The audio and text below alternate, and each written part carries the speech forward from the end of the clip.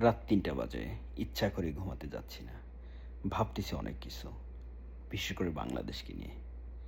আমাদের দেশটা এক অস্থির সময় পার করতেছে। এই দুদিন পর, পর বিভিন্ন দাবি-দাওয়া নিয়ে মিটিং, মিছিল হচ্ছে, দাঙ্গা-হাঙ্গামা হচ্ছে।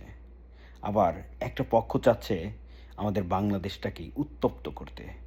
যাতে এই দেশে সাম্প্রদায়িক সম্প্রীতি সেটা বিনষ্ট হয়ে একে অপরের সাথে মারামারি করে এবং প্রচুর মানুষ মারা যায়। কিন্তু কেন তারা চাচ্ছে? ক্ষমতার জন্য? এই এই ক্ষমতার জন্যই তো এই যে এত, এত মানুষ মারা যায়, তাই না?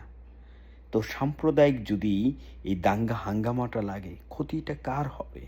ক্ষতি তো হবে সাধারণ মানুষের। সাধারণ মানুষের ক্ষতি করে ওরা কি মজা পায়? কি শান্তি পায়? আমাদের এত সুন্দর সম্প্রীতির একটা